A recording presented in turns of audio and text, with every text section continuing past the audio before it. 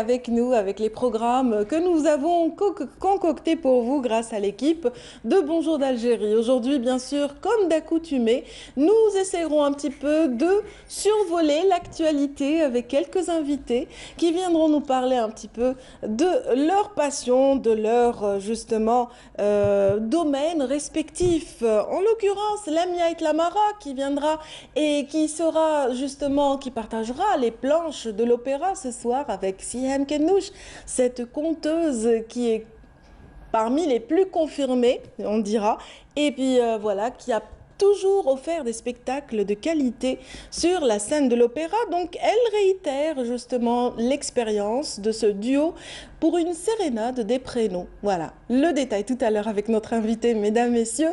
Aujourd'hui, nous sommes mardi et chaque mardi, nous avons 3 rubriques assez, comment dire, régulières.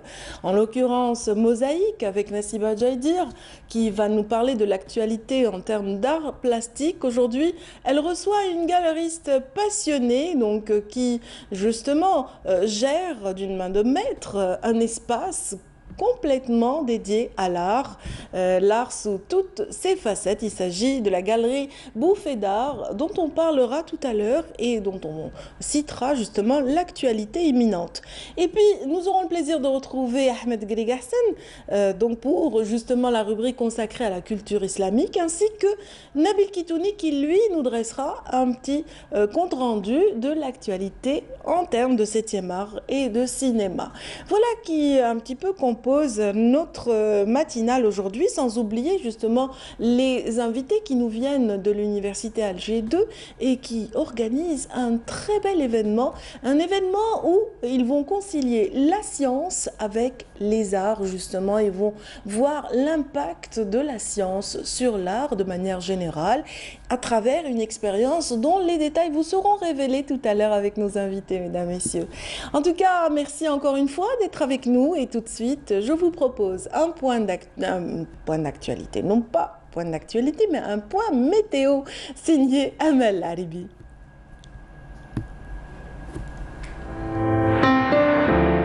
Suivez l'air du temps avec Mobilis. Madame, Monsieur, bonjour et bon réveil. Pour aujourd'hui, on aura de la brume en début de matinée sur pratiquement l'ensemble des régions côtières avec des nuages bas localement assez denses sur les côtes ouest, centre et est du pays. Ces nuages vont persister toujours sur les régions côtières de l'ouest et le centre-ouest. Puis le ciel deviendra dégagé à peu nuageux sur le centre et l'est du pays. La moitié sud, un ciel partiellement voilé vers l'extrême sud. Le Guertasili, le Sahara oriental, accompagné d'orages. Partout ailleurs, le ciel affichera la grande forme avec du beau soleil sur le sud-ouest, la Sahara, le Nord-Sahara, les oasis et le Sahara oriental. Les températures. Durant cet après-midi, eh bien, Météo Algérie a prévu un maximum de 44 degrés du côté de Galma, Sila, 30 à Annaba, 28 à Alger, 36 degrés à Tizi Ouzou, 34 à Mascara, 38 Batna, 39 Djelfa Al Beyod, 26 degrés à Oran, 30 à Tlemcen. Au sud, le maximum 47 degrés à Dra Insala Hassim sur Douagla, 46 à Biskra, 45 à Gardaya, 41 degrés Béchar, Tindouf, 38 à Manrasset, Janet, 43 du côté d'Ilizi, et enfin 46 degrés à Borj Bedi Mokhtar et In Gzem. On va faire un petit tour du côté de l'Europe où le ciel se montrera nuageux et pluvieux avec des orages à Bucarest, des pluies attendues à Londres, nuageux à Marseille mais peu nuageux à Copenhague, Berlin, Prague, Varsovie, Budapest, également Paris et Bordeaux, partiellement nuageux à Dublin, un temps bien dégagé sur la péninsule ibérique, Rome et Athènes. Le thermomètre indiquera 18 degrés seulement à Dublin, 27 à Londres, 25 à Copenhague, 29 Varsovie, 30 à Bucarest, 32 Budapest, 33 Berne, 34 à Paris, 33 à Marseille, Bordeaux et enfin le maximum 36 degrés à Madrid. Passez une excellente matinée avec la suite des programmes et à très bientôt. Suivez l'air du temps avec Mobilis. Merci Amel et bien sûr dans un moment nous aurons le plaisir de retrouver un autre membre de l'équipe Bonjour d'Algérie, c'est de Nassiba Jaïdir qui va tout de suite nous planter le décor avec ce gros plan sur l'espace, je dirais Bouffée d'art, un espace qui offre justement différentes facettes, la possibilité plutôt d'apprendre différentes disciplines artistiques et tout de suite gros plan sur l'atelier Médine Hamoud.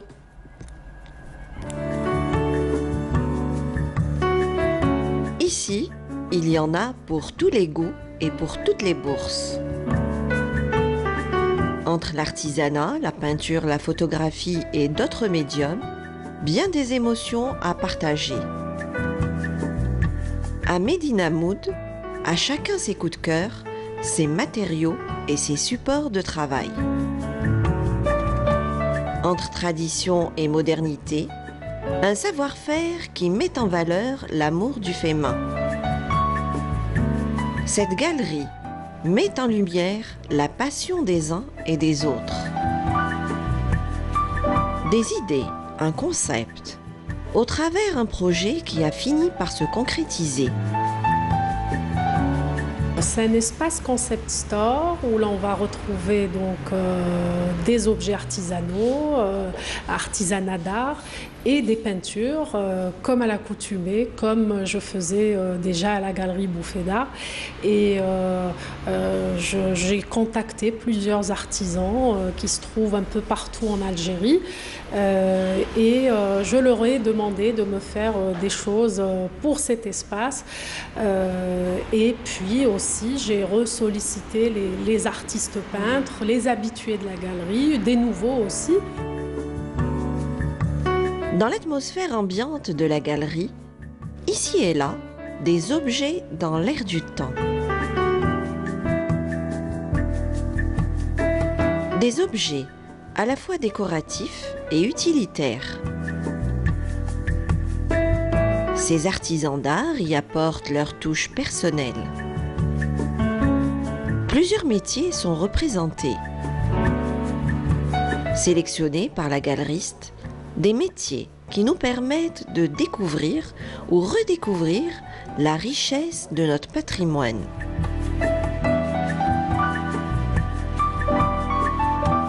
Un patrimoine revisité dans un univers très varié. Un patrimoine à contenu culturel et authentique. Dans un espace bien aménagé, la galeriste met en scène ses peintures et tous ses objets. J'avais voulu comme ça apporter un peu ma pierre à l'édifice et aussi effectivement encore une fois mettre en avant l'artisanat algérien. C'est vrai que j'ai un petit peu comme ça maintenant acquis une expérience dans effectivement de tout ce qui est agencement et c'est vrai que c'est un peu difficile parfois parce que quand vous avez comme ça plusieurs choses différentes, c'est difficile d'avoir une harmonie. Dans cette galerie, la photographie est bel et bien présente. La photographie, c'est sa passion. Sida Ali Djenidi en a fait son métier. Pour la circonstance, il a choisi quelques photos. Des photos qui immortalisent des instants vécus. Au fil des jours et au cours de ses voyages, notamment au sud, il réalise des prises de vue. Muni de son appareil photo, Djenidi capte des émotions qui l'entourent. Il témoigne et transmet ses ressentis du moment. C'est une partie infime de mon travail, notamment sur le Sahara algérien. Donc le travail et le choix, il a été arrêté en partie avec la galeriste et moi. Et nous avons convenu d'exposer une partie du sud qui va en harmonie avec l'espace et les objets exposés dans la galerie. De par notre passion et métier et travail, on ne fait que voyager. Et donc, à travers notre pays, on ne peut ne pas mettre en valeur le patrimoine de l'Algérie. Cette galerie se veut une vitrine du savoir-faire en matière d'artisanat et d'art plastique. Un carrefour aussi de rencontres et de partage entre les visiteurs et les exposants.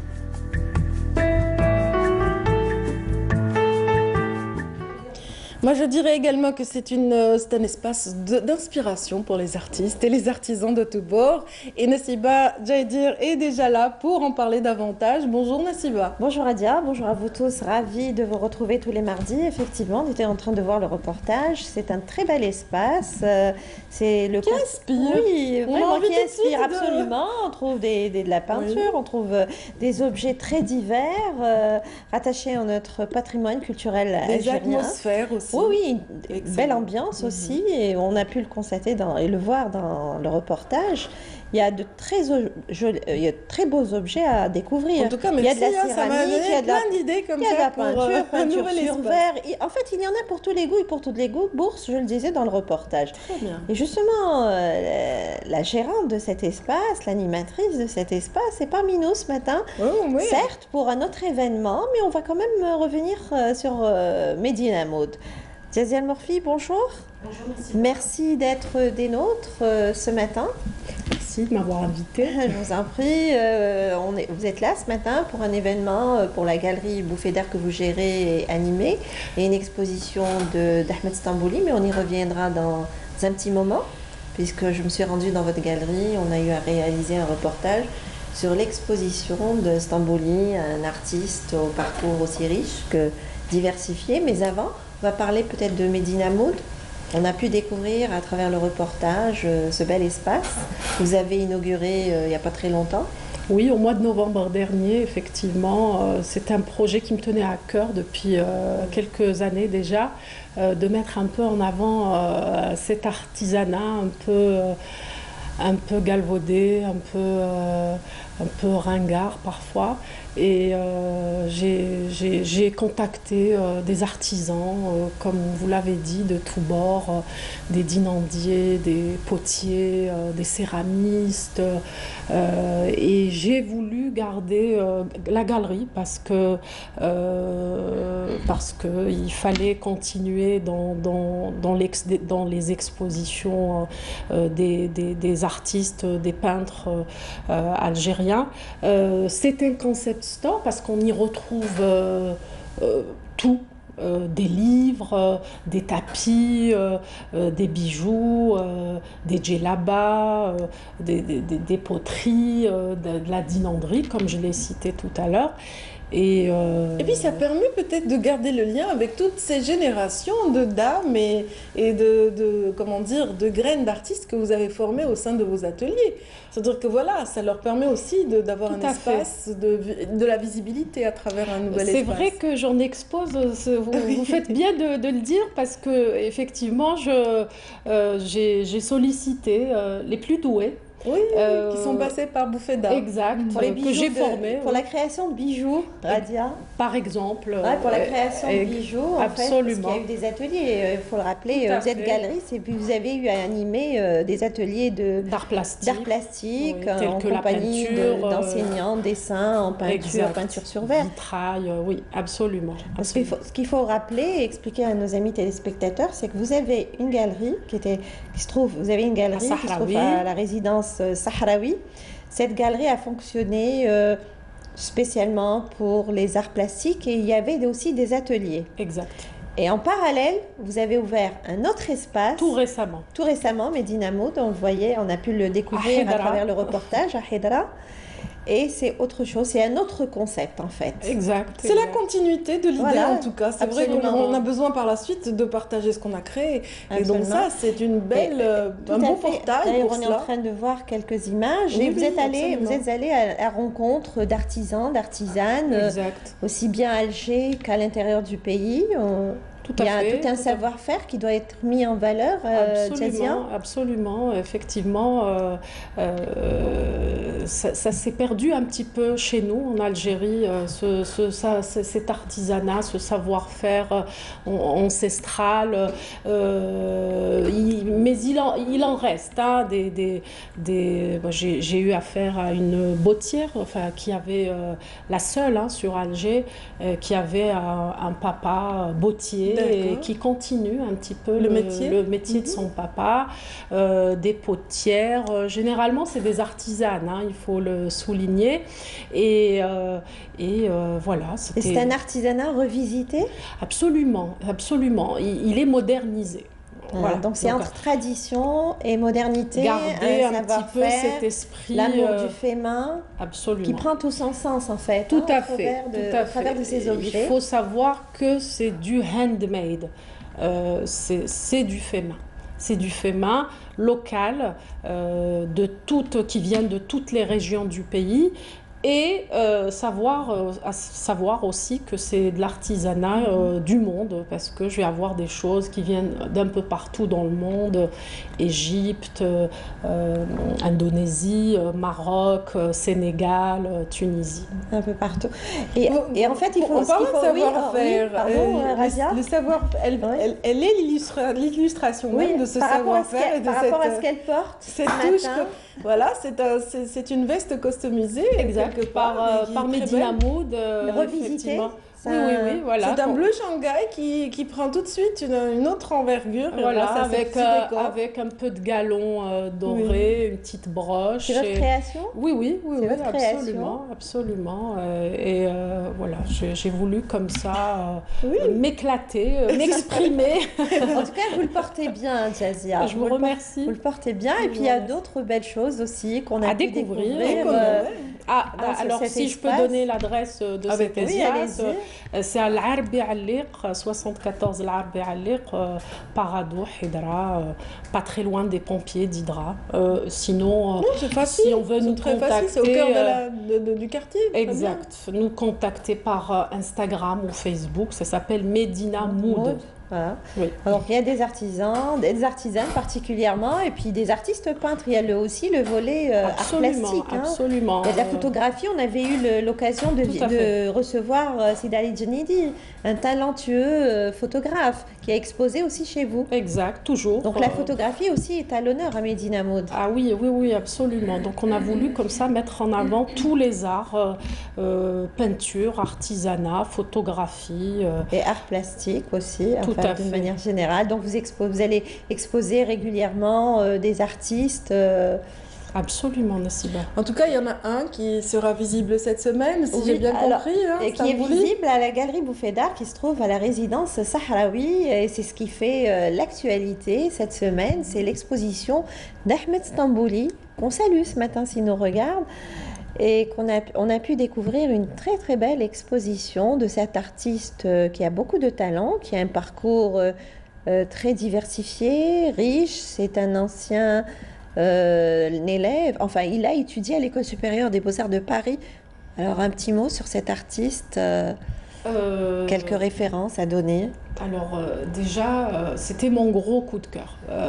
Quand il m'a présenté ses dernières peintures, j'ai eu un réel coup de cœur pour cette palette de couleurs chatoyantes.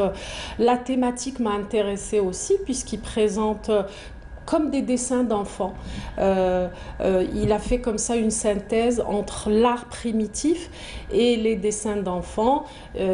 C'est d'une inspiration d'art mural, puisqu'on retrouve un petit peu les tags, et puis sans oublier les symboles, puisque lui est surtout il est comme ça, il fait partie d'un courant de symboles berbères, et nous exposons, nous avons démarré cette exposition ce 22 juin dernier. C'était samedi dernier, il y a eu le vernissage. Il y a eu, j'imagine, beaucoup d'amis qui sont venus, la famille des artistes était présente. Absolument, ils étaient pratiquement au complet, voilà, pour découvrir cette nouvelle collection de cet artiste aux couleurs chatoyantes. Vous avez été présente. Oui. Enfin, pas le jour du vernissage, malheureusement, mais je suis venue le lendemain et j'ai pu venir, enfin j'ai rencontré l'artiste. C'est un artiste qui n'est plus à présenter, mais en fait on va peut-être dire que C'est donner quelques repères biographiques sur son parcours. Peut-être après avoir vu les œuvres, parce que là, nous en a vraiment donné envie avec cette description. D'accord. Alors, on reviendra un petit peu sur son parcours, si vous voulez bien. Oui. Et on va découvrir tout le monde est curieux, le reportage. Alors, je vous invite à découvrir l'exposition d'Ahmed Stambouli qui se déroule actuellement à la galerie Bouffée d'Art.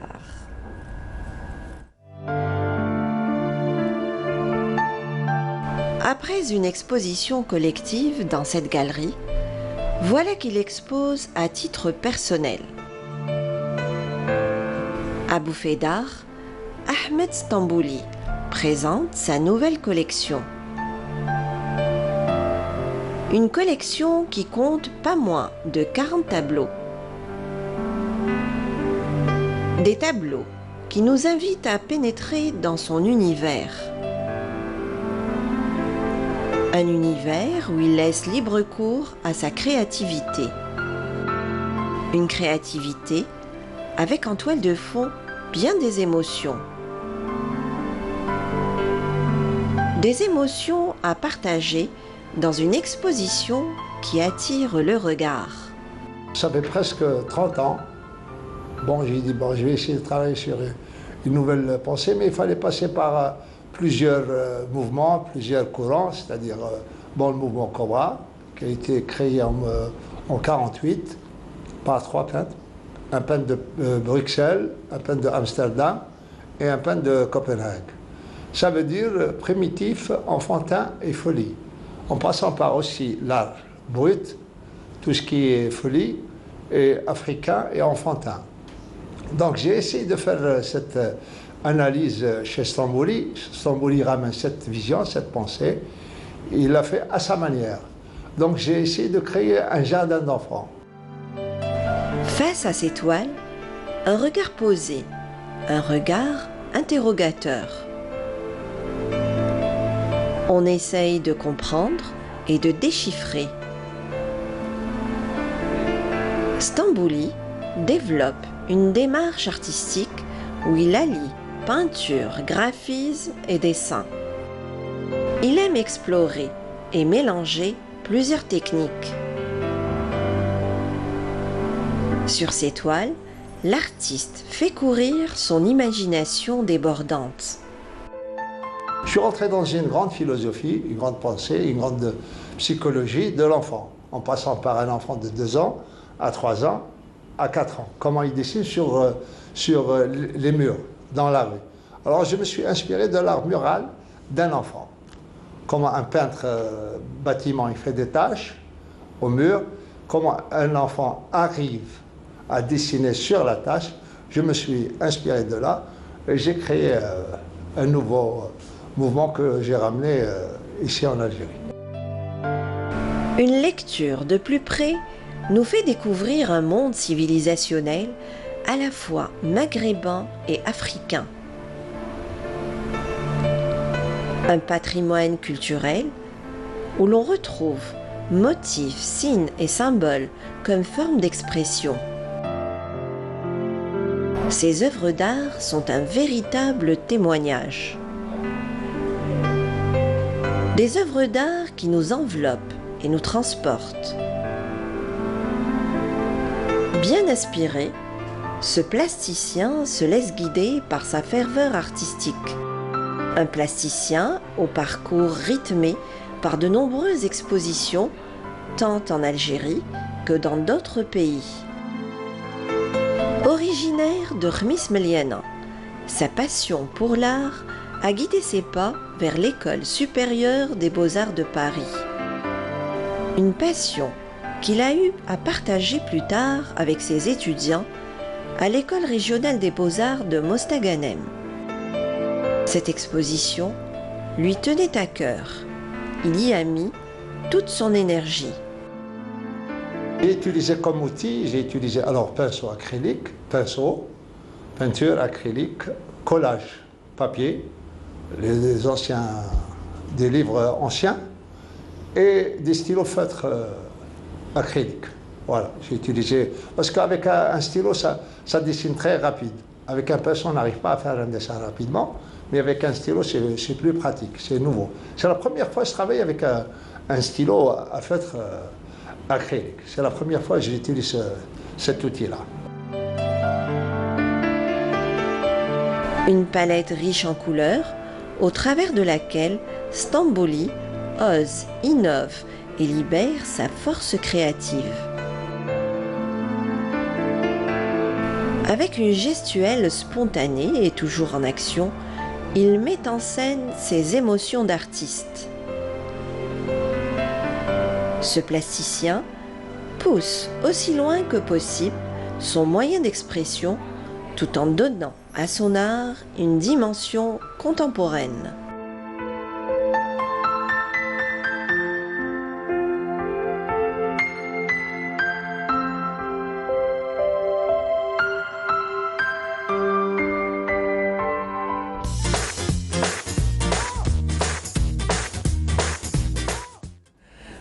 Voilà, j'espère que vous avez apprécié cette balade signée Nessiba Jaïdir qui finira par prendre le pinceau, j'en suis sûre, un jour. Peut-être, pourquoi pas. Vous êtes sûrement tenté à force de voir tous ces artistes. Dans les galeries, dans les musées, enfin c'est magnifique. Je suis dans ma bulle hein, quand c'est excellent, on le sent, vous avez vu. L'équipe qui m'accompagne aussi. Ça y est, vous les avez contaminés. Absolument, tout à fait. En tout cas, c'est vraiment une très belle exposition à découvrir. Elle va durer jusqu'à quelle date Alors, elle dure jusqu'au 29 juin donc aux ateliers Bouffée d'Art à Sahraoui. Mais vous risquez de la déplacer. Exact, c'est une nouveauté. On la déplacera donc le 30, à partir du 30 à Médina Moud, oui, où elle sera un peu plus visible. Il y aura plus de visibilité, plus accessible aussi. Oui, hein. Puisque nous sommes pignon sur rue. Voilà, vous avez pignon sur rue, c'est bien le mot en fait. Alors, Stambouli, c'est un artiste plasticien qui a un parcours très riche. C'est un artiste aux références bien établies qui a fait ses études à l'École supérieure des beaux-arts de Paris, c'est ce qu'il me disait. Exact. Il a fait 7 ans d'études à Paris. Exact. Et il a fait architecture et art plastique. Art plastique. Il m'a raconté aussi qu'il a fait de la danse corporelle, un peu de chant, un peu de théâtre. Cinéma aussi. C'est un artiste complet. Puisque il a pu exercer comme ça plusieurs disciplines. Il a touché un petit peu à pas mal de disciplines, tout à fait. Absolument. Il faut savoir aussi qu'il a été membre fondateur de l'École supérieure des beaux-arts de Mostaganem avec Monsieur Zerka. Il y a enseigné aussi. Il y a enseigné pendant des années. Absolument. Après, il a dû se consacrer uniquement à la peinture. À sa passion. Puisqu'il il a, comme vous l'avez dit tout à l'heure, un parcours très riche, complet. Il nous a habitués plus à une palette terrienne. Et puis là, il nous propose. Il était dans les ocres, il était absolument dans les couleurs. Rouges ocre, et avec beaucoup de symboles.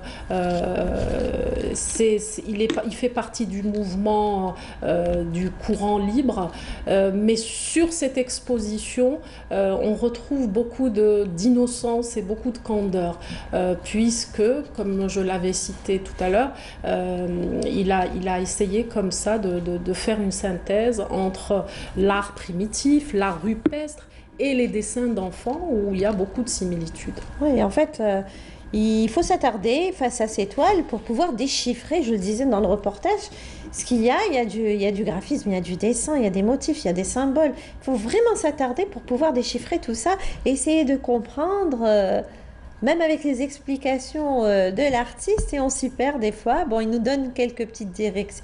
Il nous dirige un petit peu quand il est là, si on a la chance de le rencontrer.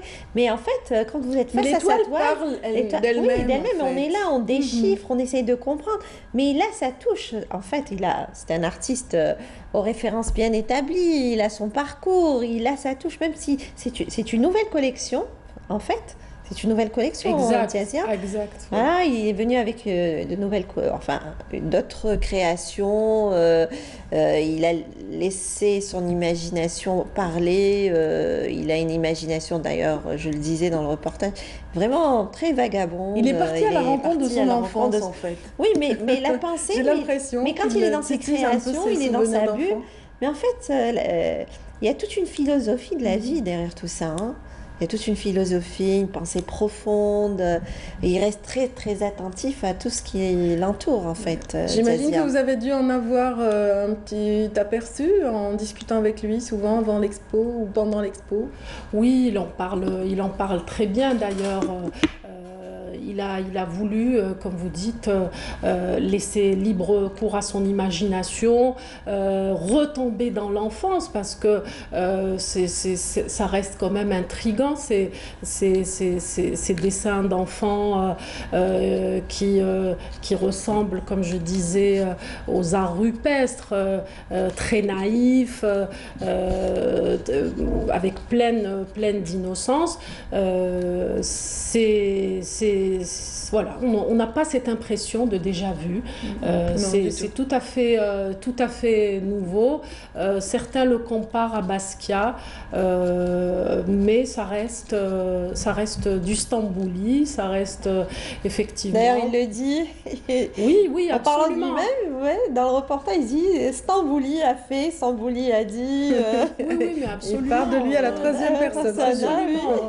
Non, mais il est plein d'humilité, attention. Oui. Hein, effectivement. Mais il a beaucoup d'humour. Il a beaucoup d'humour aussi. Oui, mais c'est. Il a beaucoup d'humour. C'est un artiste avec un grand A. Vous êtes allé à. Il est originaire de Khmis Meliana, pardon. Vous êtes allé à Khmis Meliana dans son atelier. Je n'ai pas eu cette chance. De visiter son atelier. Je n'ai pas eu cette chance, mais j'ai eu à voir beaucoup de ses peintures, puisque je l'ai exposé en collectif auparavant, hein, aux ateliers. Oui, il avait exposé avec Belfeld et Chekran. Exact. Et on voit comme ça l'évolution, on a constaté comme ça une évolution. C'est un artiste qui évolue, qui ne stagne pas. Il nous propose une palette de couleurs différentes, chatoyantes, vives, contrairement à ce qu'il faisait auparavant. Il s'y dégage beaucoup d'émotions dans cette peinture. C'est pour ça que j'invite tous les amateurs d'art à venir découvrir ou redécouvrir la peinture de Stambouli, qui est comme ça, comme vous l'avez dit. Les visiteurs étaient vraiment surpris. Absolument, le jour du vernissage. Le mot d'ordre était dessin d'enfant. C'était flagrant. Mais avec notre vision, un autre regard. Ça reste de la peinture recherchée. Hein. Bien sûr. Ils s'en est inspiré beaucoup, mais il n'est pas facile pour un adulte de retomber. de peindre comme ça, de dessiner des dessins d'enfants. Picasso l'avait souligné déjà. C'est-à-dire que c'est quelque part un aboutissement, une maturité que de pouvoir dessiner comme un enfant. Absolument. Il l'avait dit avec ces mots, moi je ne me rappelle pas de la phrase exacte bien sûr, mais je sais qu'il avait souligné cela, Picasso, puisque lui-même avait épuré son art, avait épuré complètement sa touche artistique, et il est revenu, pour revenir à des éléments très, très simples, très basiques. Et puis c'est un aboutissement en fait, hein, dans un une peu carrière. Comme l'enfant. Voilà. Ouais, c'est un aboutissement, c'est un travail de maturité en fait. Tout à fait. J'aimerais dire qu'il faudrait venir voir cette exposition. Nous sommes ouverts tous les jours, de samedi à jeudi. Sachez qu'à partir du 30, cette exposition sera visible dans notre concept store Medina Mood, qui se trouve à l'Arbi Aliq Paradou à Hedra. C'est une expo-vente. Absolument. C'est une exposition-vente. Absolument. C'est une exposition vente et ça permettra à ceux qui ne connaissent pas l'espace Médina Mood de venir voilà, de faire d'une pierre deux coups. Il y a eu des acquisitions dès le premier jour, le jour du Absolument, vernissage? absolument. D'ailleurs, même avant, certains de mes clients collectionneurs m'ont appelé, enfin, je les ai aussi informés de cette exposition. Ils sont venus même un peu la veille voir ce nouveau travail et nous sommes contents et satisfaits puisqu'il y a eu des ventes, bien sûr. Oui. Et en fait, vous clôturez l'année, donc la saison avec cette exposition, même s'il n'y a pas eu beaucoup d'expositions, je dirais, cette année. Mais par rapport aux années précédentes, vous avez été très, très, très active. Mais là, vous vous êtes consacré, il y a eu Médina Mood qui vous a pris énormément de votre temps. Exact. Mais j'ai pas voulu effectivement clôturer l'année comme ça, sans aucune exposition.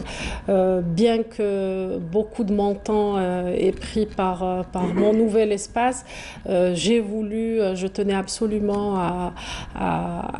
à clôturer, à finir l'année en beauté avec Ahmed Stambouli, que j'aime beaucoup. Qui a beaucoup de talent, qui a énormément de talent. Et il faut dire aussi que dans votre galerie, il y a eu beaucoup de grands noms de la peinture algérienne qui sont passés dans votre galerie. Oui, il faut savoir des jeunes, des moins jeunes, enfin, il y a plusieurs générations d'artistes et puis il y a eu quand même des grands noms. Pour en citer quelques-uns, par exemple, oui, qui est un peu le doyen de la peinture algérienne, Madame Souhila Belbahar, Safia Zouli, Jahida Ouadeb, je commence par les femmes. Il y a eu Hayoun aussi qui est passé par Monsieur Hayoun, Bourdine, Guita, plein d'autres. Chegran, sans oublier Chegran. Effectivement, on en a exposé beaucoup d'artistes, des jeunes aussi. Oui, des jeunes, par exemple le jeune photographe Mizo. Mizo, oui, absolument. Mizo, Aïdou Diessine et plein d'autres. J'en oublie quelques-uns, pardon. Non, vous rappelez tout le monde. Oui, mais en tout cas, il y a eu de très très belles expositions tout au long de l'année, enfin durant pas mal d'années. Vous êtes lancé dans cette aventure il y a combien d'années, Tiasia?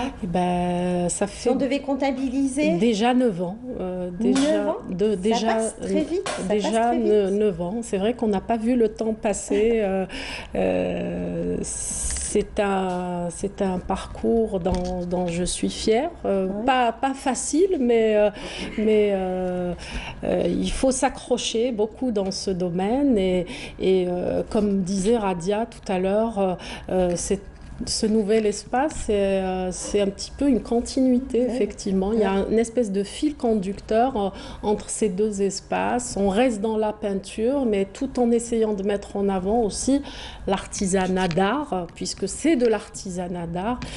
Ces métiers manuels, ça reste de l'art et on va essayer de les préserver, de les protéger, de les couver dans cet espace. C'est une belle aventure pour vous. C'est ce que vous savez si bien faire, en tout cas, bravo. Merci. C'est une belle aventure, considérez que c'est une belle aventure. Moi, ça me passionne, je ne saurais pas faire autre chose.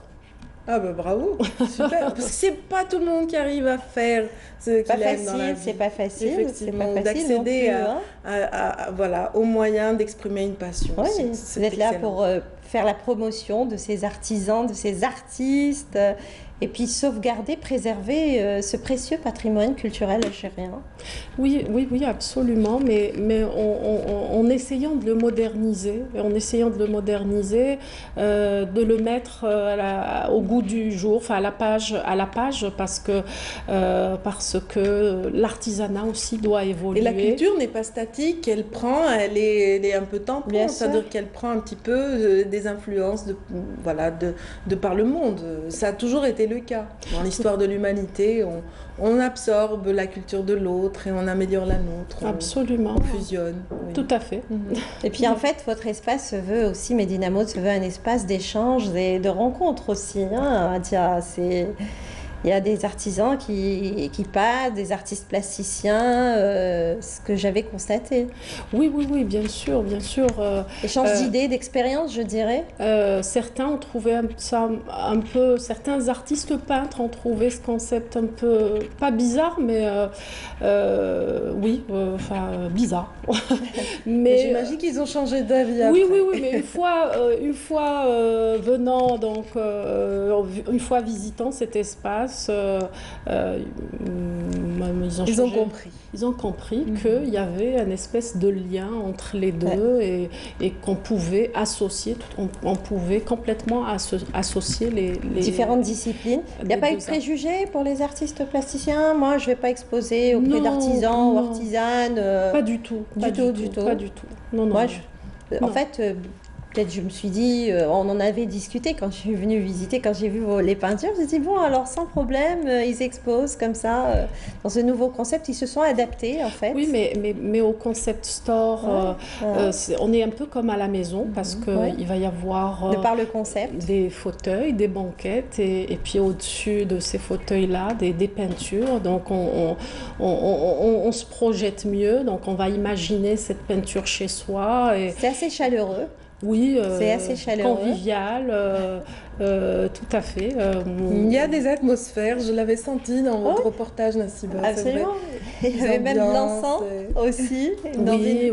Bien d'accord, vous rentrez, vous avez cette odeur d'encens qui se dégage aussi, dans une belle atmosphère en fait. Il y a tous les ingrédients. Voilà, tous les ingrédients sont réunis en fait. Une musique d'ambiance et certains de nos clients viennent tout le temps pour flâner. Pas forcément faire des achats, mais juste comme ça, venir nous rendre visite, voir... Faire plaisir aux yeux. Voilà, c'est ça. C'est un plaisir pour les yeux, absolument, Radia. C'est excellent. C'est excellent. Des projets en perspective? Toujours.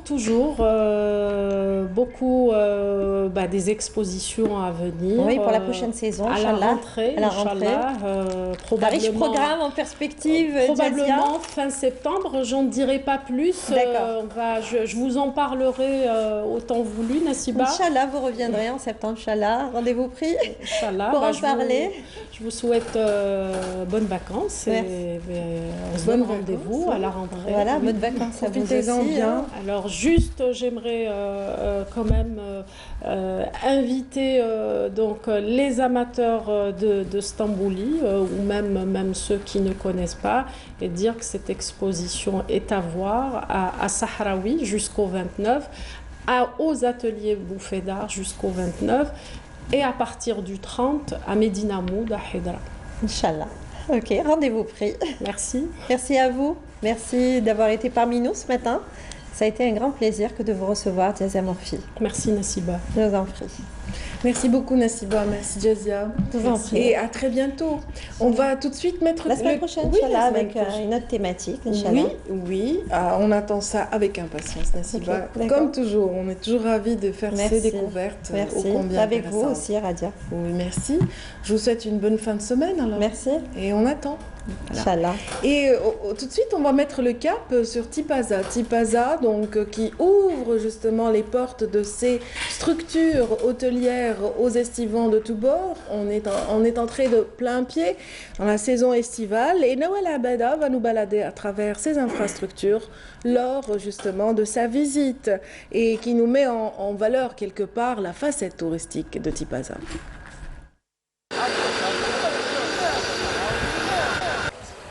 Les premiers estivants commencent à profiter déjà des eaux limpides des plages de la Corne d'Or à Tipaza.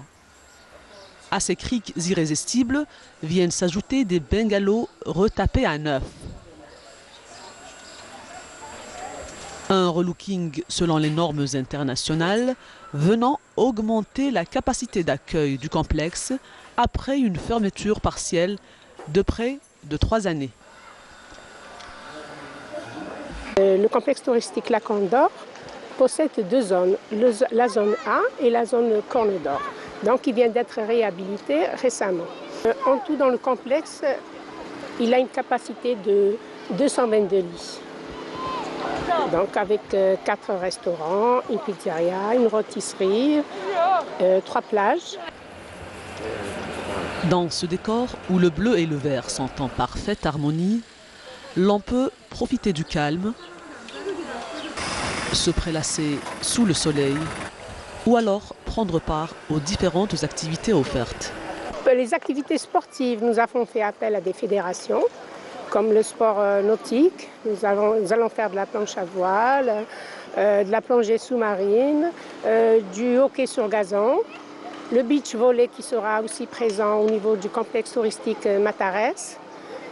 Et pour les soirées donc musicales, il y aura pour les enfants, pour les adolescents, pour les plus grands jusqu'aux seniors. Quel prix payer pour s'offrir des vacances dans ce cadre agréable? Les tarifs, je dirais plutôt pour cette saison estivale, ça varie entre 12 000 et 20 000 dinars. Donc pour un couple en demi-pension. Et pour les enfants, c'est gratuit. Jusqu'à 6 ans, c'est gratuit pour les enfants. En face, c'est le complexe Village X7 qui vous en mettra plein les yeux. Après une fermeture totale depuis 2015, il retrouve son éclat d'antan.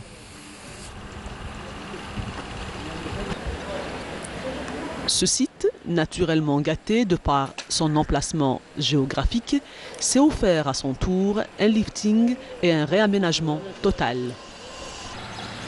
Entièrement réceptionné en phase d'équipement, il promet à son occupant confort et bien-être.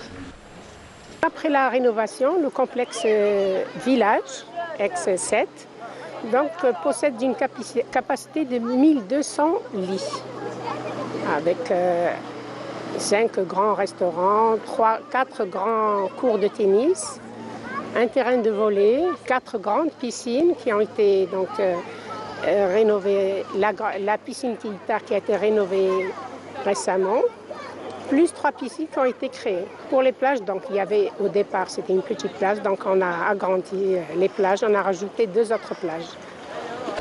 Les standards requis afin de récupérer le touriste algérien devenu de plus en plus exigeant et les pertes engendrées par la recherche de ce confort ailleurs. Et voilà, nos invités sont bien installés, les invités suivants sont là. Je vous avais dit tout à l'heure qu'on allait parler de la science autrement ce matin avec les maîtres de conférences qui sont en ma présence. Je commence par les dames, bien sûr. Et bienvenue à Nesrine Bouchalfa Loli. Merci. Vous êtes docteur en traductologie. Oui. Voilà. C'est une discipline dont on ne parle pas beaucoup sur nos plateaux. Même au niveau des universités, on ne connaît pas encore cette... Enfin, c'est pas une discipline très... Elle est encore un peu jeune, donc mais c'est bien. Oui. De beaux jours devant. Oui. Ouais, grâce à cette jeune génération qui a fait le choix, comme vous, justement, d'adopter ce chemin. Et bienvenue à Monsieur Bouchalfa, Mohamed Reda. Oui, bonjour madame. Vous êtes maître de conférence? Je suis maître de conférence à l'Institut de traduction, Université Alger 2. Très bien. C'est l'université qui vous a réunis puisque vous êtes... voilà. Oui, absolument. Vous êtes unis pour la vie, normalement. Oui. Voilà, je tenais quand même à le souligner. C'est bien. Une belle histoire d'amour qui est née dans l'Institut de traduction. Excellent. En tout cas, c'est une union qui a permis, en tout cas, tout un foisonnement d'idées, j'imagine. Oui. Et l'une des idées les plus brillantes et les plus récentes, je dirais, c'est cet événement que vous préparez conjointement. Donc, c'est une rencontre artistique. Voilà. Oui. On s'est habitué à parler des rencontres artistiques avec les artistes. Aujourd'hui, on va en parler avec les scientifiques que vous êtes. Alors, parlez-nous un petit peu de ce nouveau concept. Alors, c'est une rencontre scientifique et artistique. La relation, c'est à la croisée des chemins. En fait, on a essayé de lier la traduction aux différents types d'expressions artistiques, notamment la poésie, le chant, le théâtre et aussi le dessin, la peinture, toute gravure sur Comment décrire ce lien? Comment est-ce qu'il va être? Comment va-t-on lier tout ceci, M. Bouchalfa? Eh bien alors, tout d'abord, l'idée est venue à partir du moment où j'ai rencontré M. Farouk Khalif, très bien, qui lui a eu l'idée de me présenter M. Missoum Laroussi, qui est metteur en scène. Et à Schleuf, j'ai assisté à une pièce théâtrale, ça s'appelle Galoufa, et j'ai assisté au débat, et c'était absolument extraordinaire. Et la chose que j'ai appréciée, c'était le débat. Pourquoi? Parce que quand le metteur en scène et l'auteur parlaient des problèmes qu'ils rencontraient, des paramètres, je me suis dit, il y a des choses qui existent chez nous et qui existent chez eux. Et le lien, c'était justement eux. Alors dans le théâtre, on interprète des rôles, nous, on interprète des discours. Et à partir de là, on a créé un petit peu des passerelles et on s'est dit, pourquoi pas ne pas inviter cette troupe théâtrale. Et à partir de là, on s'est dit, on fera pas que du théâtre, mais on va laisser nos étudiants intervenir. Et donc on a fait un appel à communication, on a réuni les artistes chanteurs, les artistes peintres, et nous avons créé des axes. Donc nous avons créé 4 axes. Donc le premier, c'est Arc-en-ciel en prose. Donc il va y avoir la lecture de poèmes de Nizar Al-Qabbani sur Jamila Bouhired, puisque nous célébrons la femme algérienne. Et nous avons un étudiant, donc nous avons des étudiants qui vont lire. En prose, je crois que c'est sa spécialité. Hein. C'est elle qui s'occupe de ce volet en particulier, il me semble, dans l'organisation. C'est bien? Non, oui. Ah, le chant. Absolument. Alors, on attend. Alors, stop, on continue. Oui. Monsieur Boukhalfa. Oui, donc en fait, c'est des étudiants qui vont lire le poème de Nizar Al-Qabbani sur Jamila Bouhired.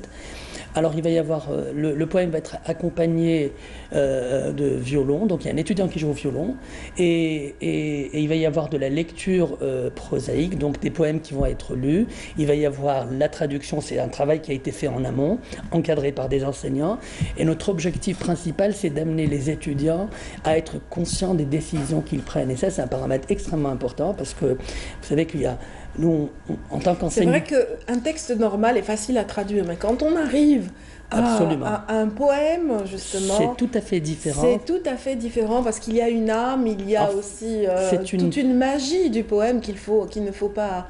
En effet, il y a une négociation entre en fait le sens textuel, et il y a une négociation de cette beauté aussi que l'on doit respecter, ces rimes que l'on doit aussi retransmettre, et donc c'est en fait une négociation pour arriver à un compromis entre sens et beauté du texte. Ça a dû être un exercice difficile pour les étudiants qui ont pris part à cela. Absolument, oui. Excellent. Oui. Mais le résultat, alors, qu'est-ce que vous en pensez? Honnêtement, on était vraiment surpris du résultat par rapport à la traduction des poèmes, mais aussi comme je m'occupe du deuxième axe qui est Jeunes tous en clé de sol. En fait, on a fait appel à des étudiants qui font du chant, et on a amené d'autres étudiants aussi à traduire une chanson qui est Woman de John Lennon, qui n'est pas aussi un exercice très facile. Mais le résultat, vraiment, on a été très surpris. Moi et monsieur Amin Boudjleb, qui est modérateur avec moi de cet axe, on a vraiment été très surpris par le résultat. Ils ont traduit de l'anglais vers quelle langue? Vers l'arabe. Le français ou l'arabe? L'arabe, mais l'arabe dialectal. L'arabe algérien, parce qu'il est plus malléable, plus facile à chanter. Et vivant. Oui, on arrive à jouer sur les mots en utilisant des mots du dialecte algérien, et ça a vraiment créé, en fait, en traduction, quand on traduit un texte, on dit il faut lire le texte en tant que texte traduit, mais aussi le lire en tant que texte autonome, pour ne pas faire sentir que c'est une traduction. Et avec ce texte-là, hier, quand on faisait des répétitions, on s'est dit non, maintenant on a un texte autonome. Quand on entendait la chanson, on disait oui, ça y est, on l'a. Maintenant, il faut juste répéter. Il répète encore, et ça va être certainement une révélation lors de cette journée que vous avez consacrée à la révélation. On espère bien, oui. C'est excellent. Donc voilà, on a parlé déjà de 2 aspects, 2 volets. Il y en a 4. On continue donc de la présentation des 2 autres volets. Alors le 3e volet, c'est le théâtre en point-virgule. Alors l'idée m'est venue d'appeler ça comme ça parce que j'avais lu que le théâtre était, enfin la ponctuation était à l'écriture ce que la gestuelle est au théâtre, et donc l'idée de combiner théâtre et point-virgule, et puis ça, théâtre et ponctuation, donc par rapport à l'écriture théâtrale et à l'écriture que nous faisons. Et pour respecter toutes ces pauses, tout ce taux de foisonnement, etc. Et donc on est parti là-dessus, donc on a fait appel à la troupe théâtrale de Schleuf, puisque nous habitons à Schleuf, donc on a fait appel à cette troupe, et à sa tête Missoum Laroussi, metteur en scène, et donc ils vont jouer Galoufa à l'Institut, jeudi. Et ensuite, il va y avoir un débat justement pour mettre en relief tous ces points communs que nous avons entre ces deux disciplines et notamment parler de la sémiologie, de l'intersémiotique, d'un certain nombre de concepts. Donc il va y avoir un débat entre les artistes et les universitaires. Et il va y avoir, en fait, c'est des communications. Dans le 4e art, on fait appel souvent à des traducteurs aussi, dans la mesure où les œuvres classiques sont souvent réadaptées au théâtre et réécrites de manière à intégrer un peu l'essence et l'âme algérienne. Absolument. De toutes les façons, vous savez qu'au niveau de l'art, alors au niveau du théâtre, il n'y a pas beaucoup de choses, même au niveau de la musique et de la chanson, il n'y a pas beaucoup de choses sur la littérature en traductologie.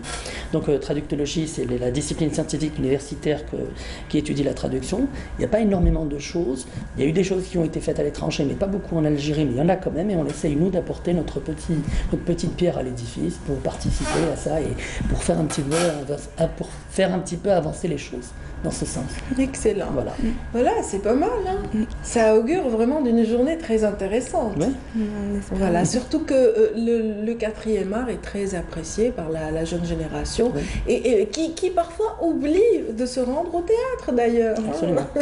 Bien qu'elle aime, bien que voilà, c'est vrai qu'il faut dire que les supports actuels ont un petit peu éclipsé la scène, le déplacement vers un vrai théâtre. Ça va peut-être donner aussi envie à la jeune génération, ces étudiants, d'aller à la rencontre de ces artistes et metteurs en scène, je dirais. Donc voilà, on a survolé déjà 3 volets. Et qu'en est-il du 4e? Alors le 4e, il s'agit surtout d'artistes peintres, de dessinateurs, de... Inévitable. Oui, on ne pouvait pas. Et c'est Madame Mariam Ben Naqdar Nedjay, qui est maître de conférence à l'Institut, qui s'occupe de cet axe. Et en fait, elle a réussi la prouesse c'était l'axe, en fait, pour trouver le lien entre la traduction et l'expression en peinture, en dessin.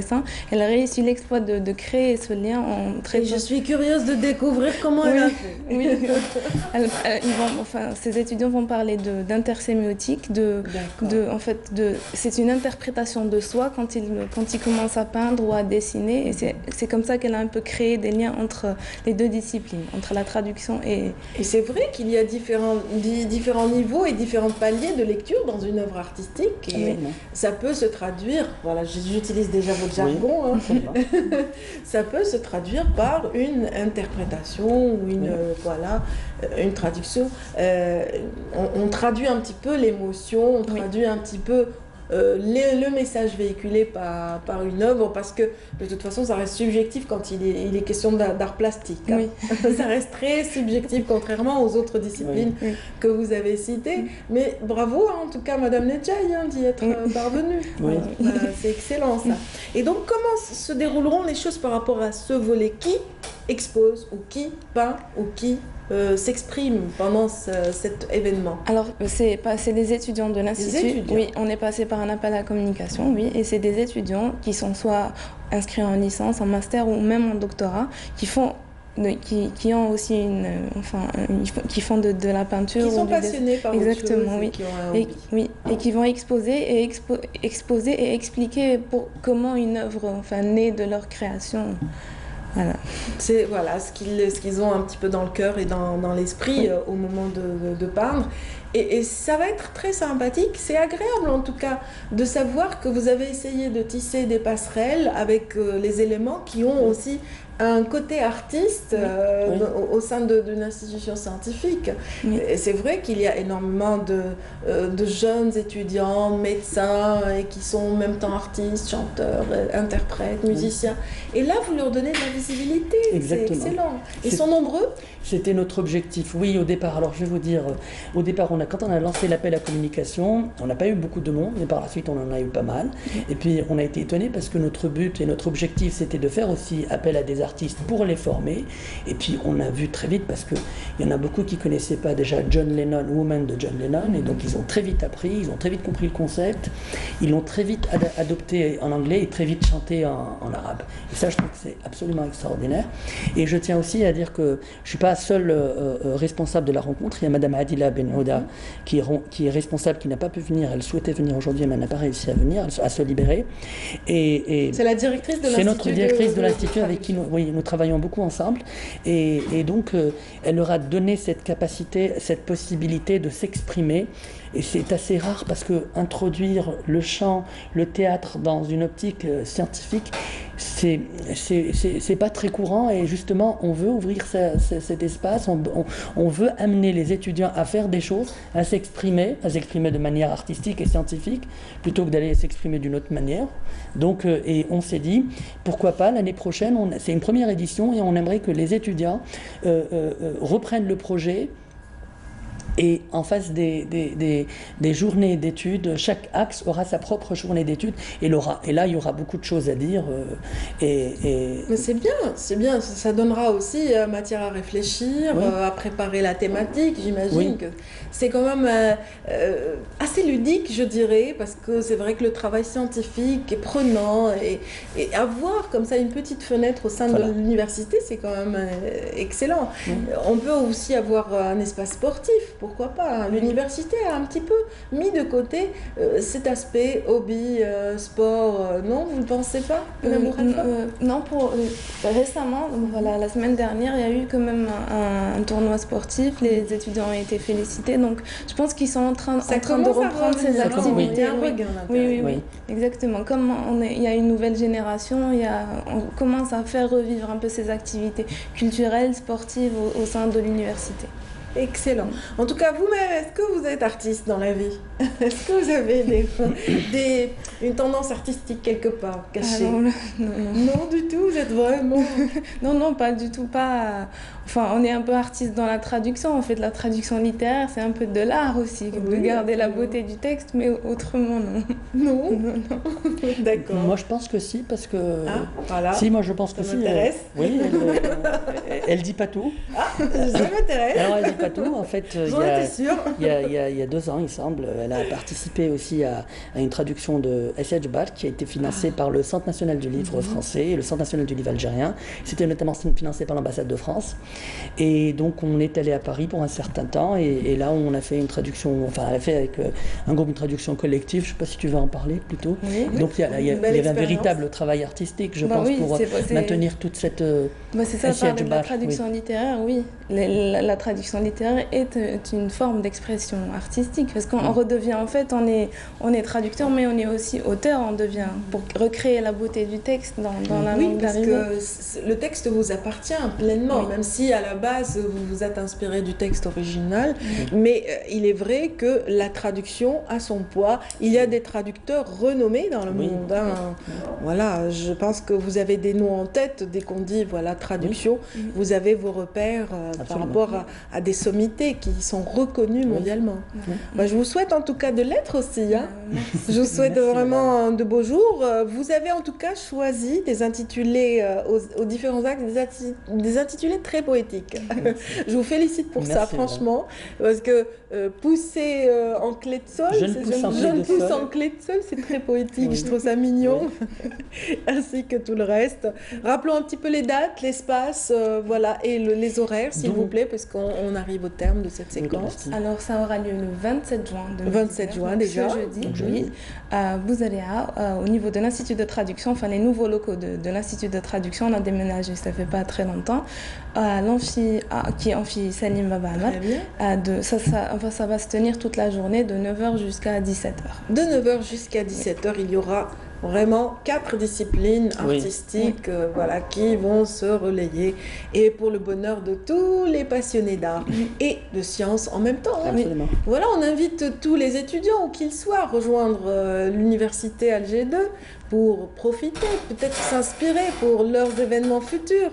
Merci en tout cas au couple Boukhalifa de nous avoir permis de découvrir cette belle initiative. Rappelons que c'est une rencontre artistique abritée par l'Institut de traduction à Bouzaléa, Alger 2. Donc, science et art à la croisée des chemins, c'était cela. Donc, vous avez réussi un beau mariage et puis un beau mariage entre la science et les arts. Et nous allons continuer de parler de mariage avec le duo qui va suivre, mesdames, messieurs, un duo de musiciens qui vont justement interpréter avec beaucoup d'harmonie et de symbiose cet extrait musical. Donc, voilà, tout de suite, on va les écouter avant de retrouver une interprète ô combien remarquable. Il s'agit de Lamia Itlamara, dont les fans attendent aussi de la retrouver à travers notre émission aujourd'hui. À tout de suite.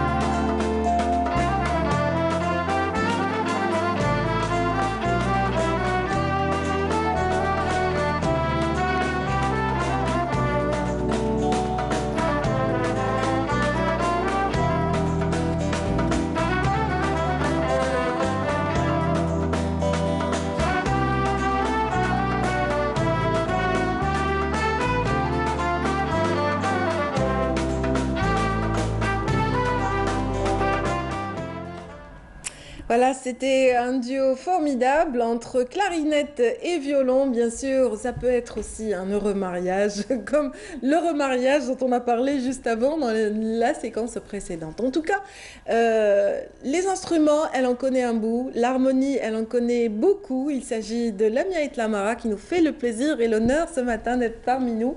Bonjour Lamia. Bonjour, bonjour. Et c'est moi qui vous remercie en fait. Canal Algérie est toujours présente pour annoncer mes événements, pour nous aider, nous les artistes, à communiquer avec le public.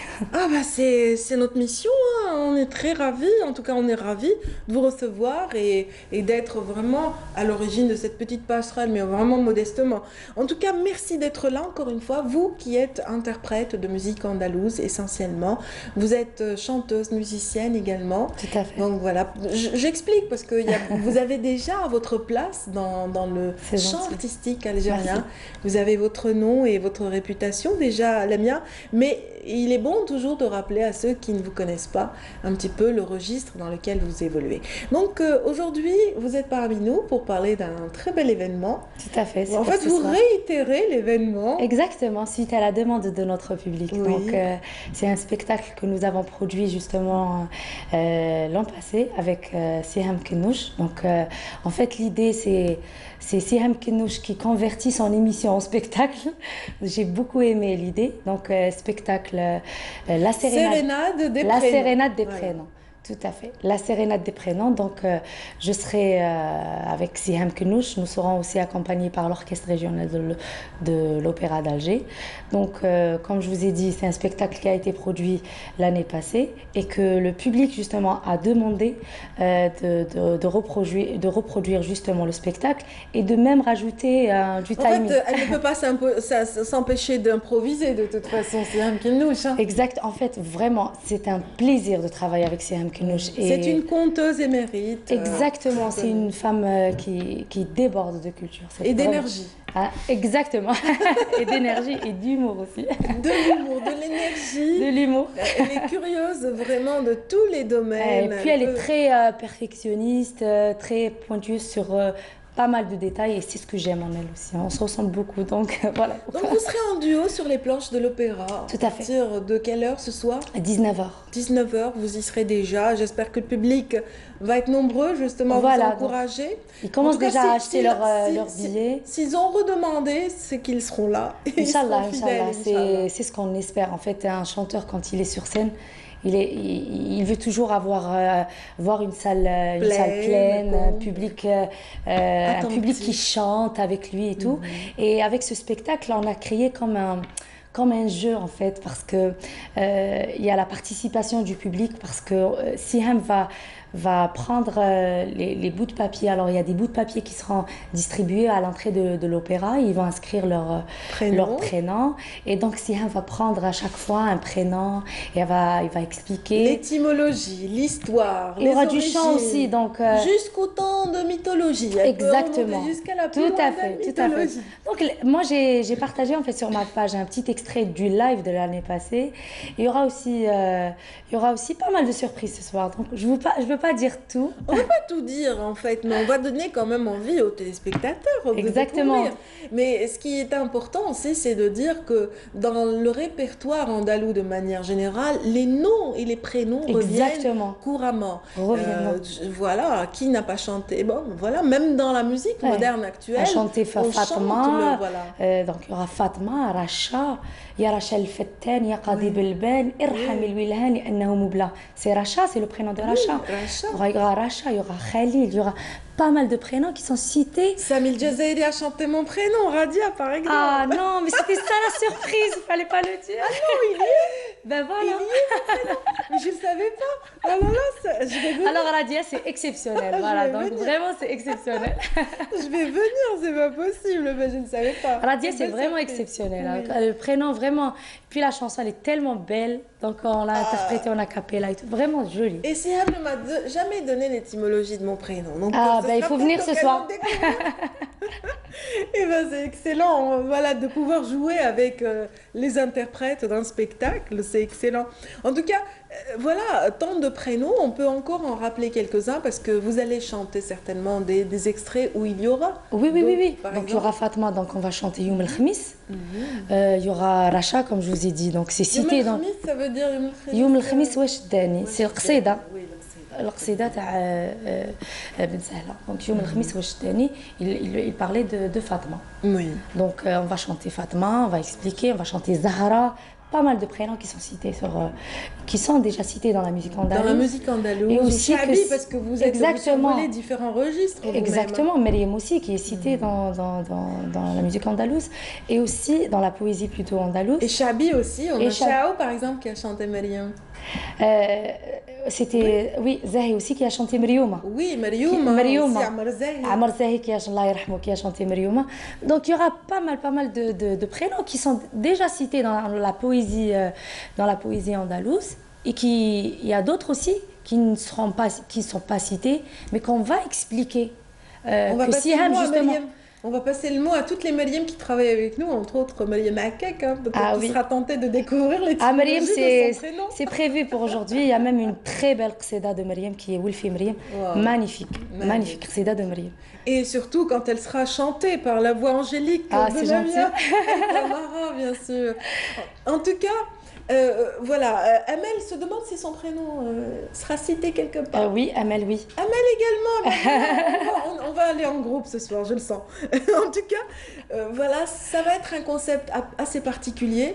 Vous aimez, j'ai l'impression, à travers votre parcours, vous aimez un petit peu choisir des spectacles à concept ou avec très important. J'ai l'impression que c'est important pour ça, vous, Lamia. C'est très important.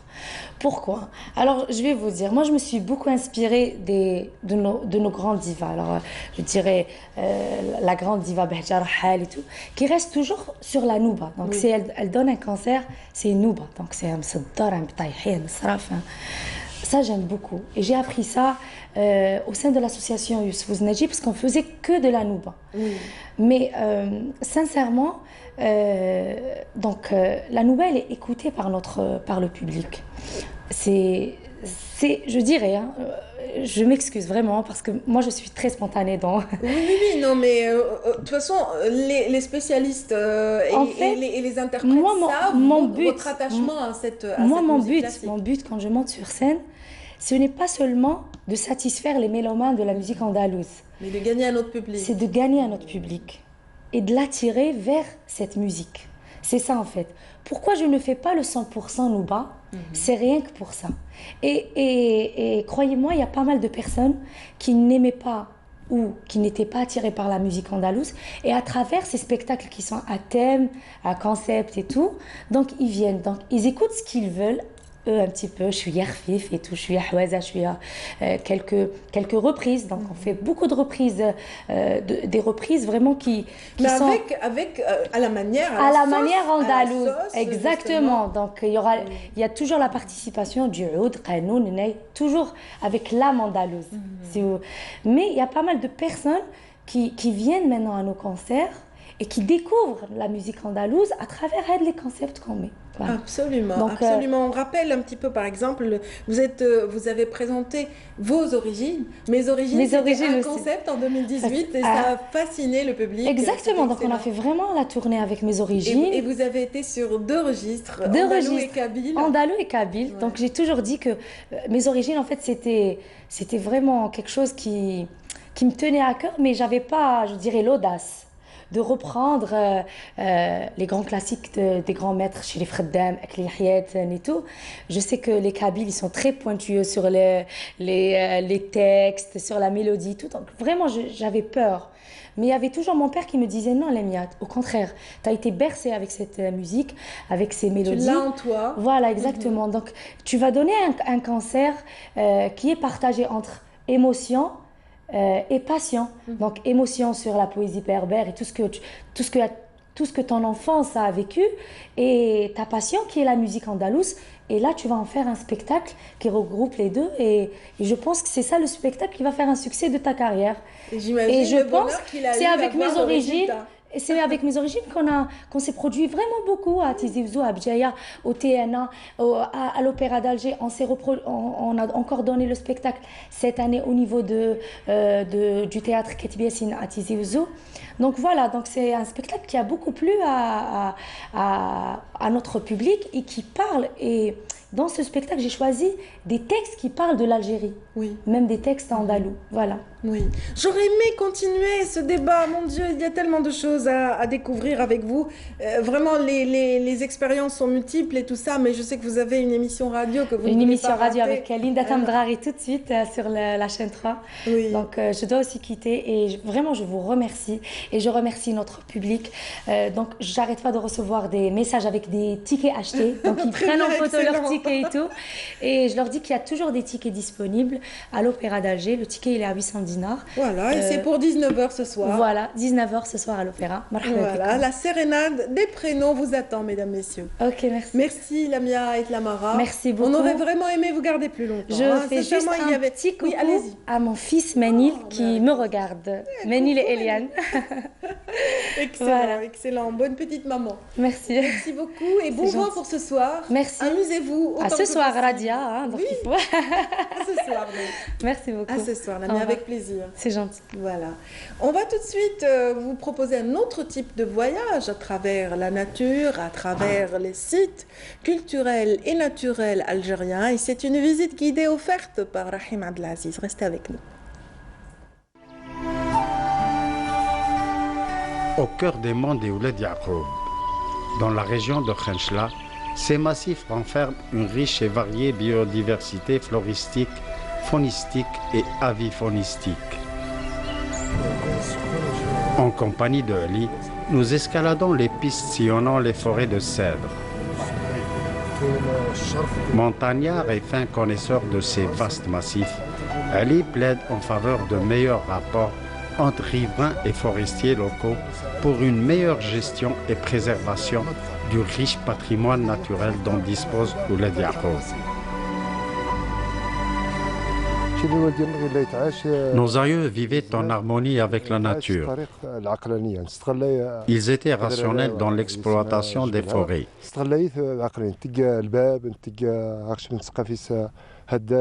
Ils construisent leurs maisons à l'aide du bois mort qu'ils utilisent aussi dans la confection des ustensiles de cuisine.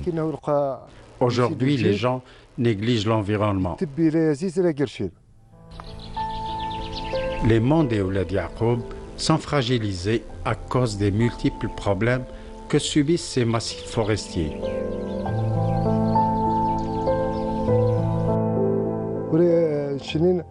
Il faut lutter contre les coupes illicites, le package et autres dégradations des forêts de cèdre. On insiste pour que ces forêts soient classées réserves de biosphère. Le respect de la nature signifie aussi une meilleure qualité de vie pour l'homme.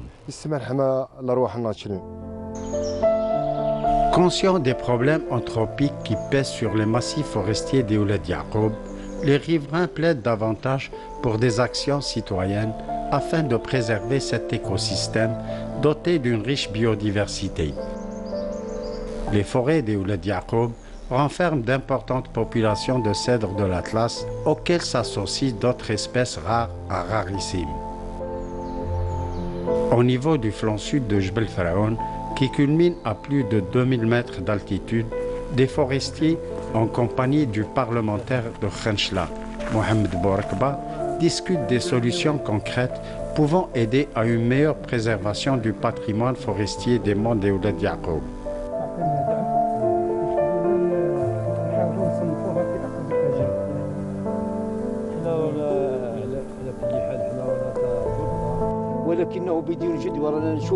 Leurs discussions ont essentiellement porté sur le classement de ces monts en tant que parc national, à l'image de ceux existants en Algérie.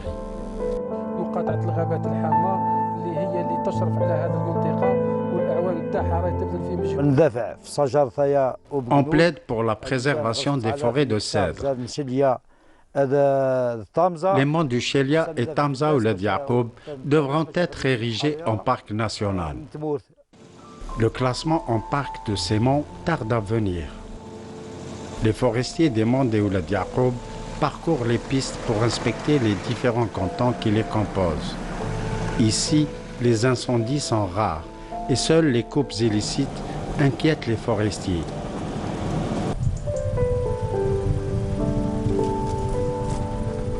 En plein massif forestier, de nombreuses prairies s'imposent. Nombre de ces mêmes prairies sont le fruit de défrichements dont certains remontent à l'époque coloniale. Cette grande forêt domaniale se présente sous de nombreux aspects. La forêt domaniale Ouled Yacoub, qui s'étend sur 27 300 hectares. Administrativement, c'est la commune de Tamza, circonscription des forêts El Hamma, la conservation des forêts Khenchla. Le district de la Sidri, c'est le district Tchend Goma. Il s'étale sur 3326 hectares. Le flanc sud des monts des Ouled Yacoub est moins dense que celui du nord. Du côté de Jbel Bezzez et Chendgouma, la sécheresse en période estivale affecte énormément le couvert végétal et ralentit la croissance des essences existantes.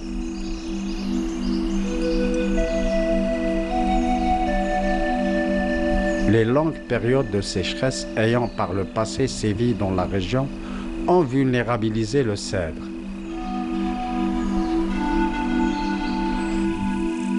Sur ce même flanc, les précipitations et les enneigements conséquents enregistrés ces dernières années ont pu permettre une bonne reprise du cèdre et son sous-bois.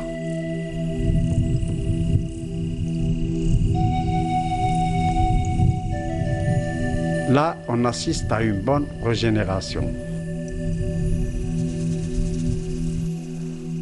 Il abrite une richesse floristique et faunistique très riche et diversifiée qui se focalise sur l'essence principale, le cèdre de l'Atlas, l'Arz al-Atlasi, le Bignoun. Il est protégé par la loi 03-83 du 5-2-83, donc interdit toute forme d'exploitation.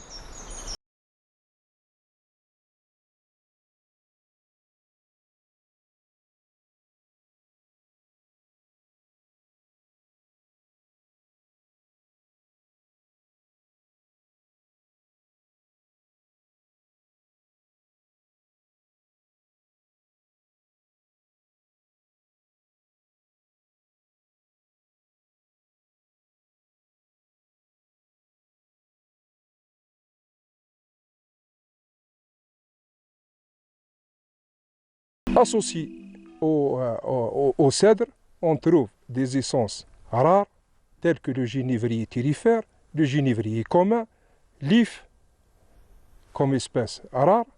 Au niveau des strates de plantation, entre 1400 et 1500 mètres, il est associé au chêne vert, et à partir de 1800 mètres, on a plus de 2000 hectares de cèdre.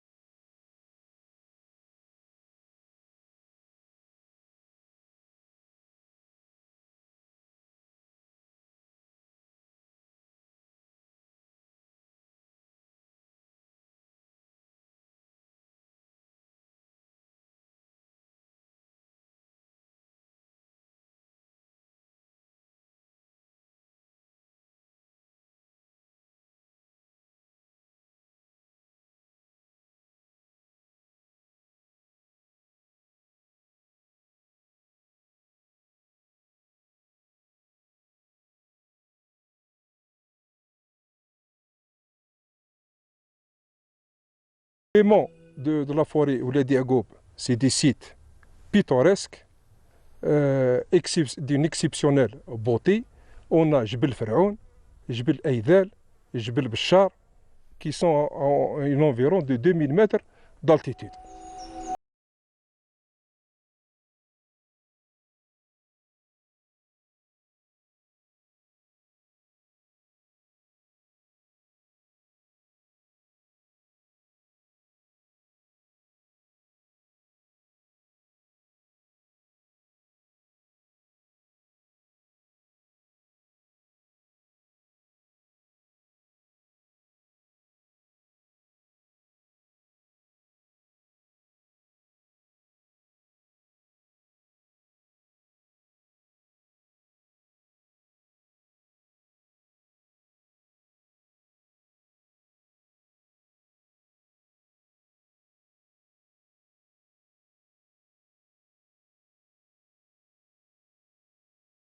La population animalière, elle est en mouvement ascendant, en croissance importante, parce qu'on a interdit la chasse depuis 1996, donc la population, elle est importante.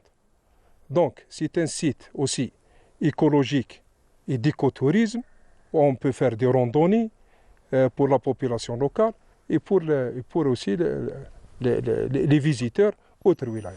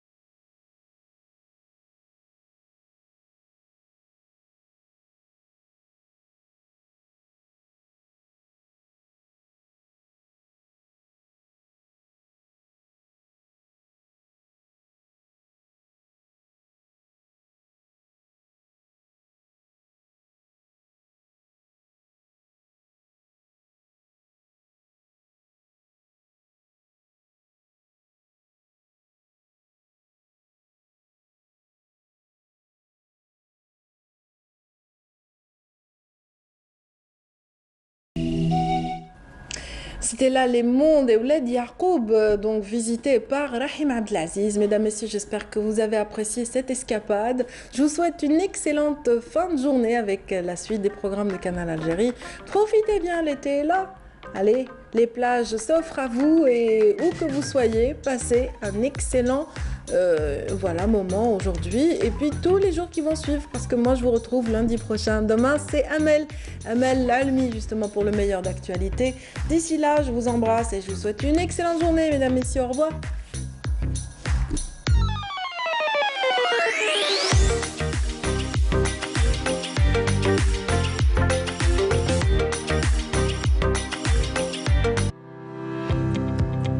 هذا البرنامج يقدم لكم برعاية أوكسوبي.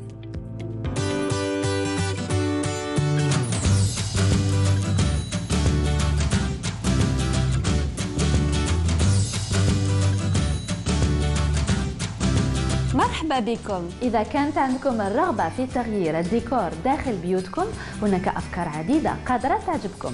في حصتنا اليوم رايحين نقترح عليكم بعض الحيل والأفكار البسيطة والرائعة. المزج بين الألوان مثل الأسود والأبيض قادر يخلق توازن وجرأة في أي مساحة، وهذا راح يسمح لكم بإضافة ملحقات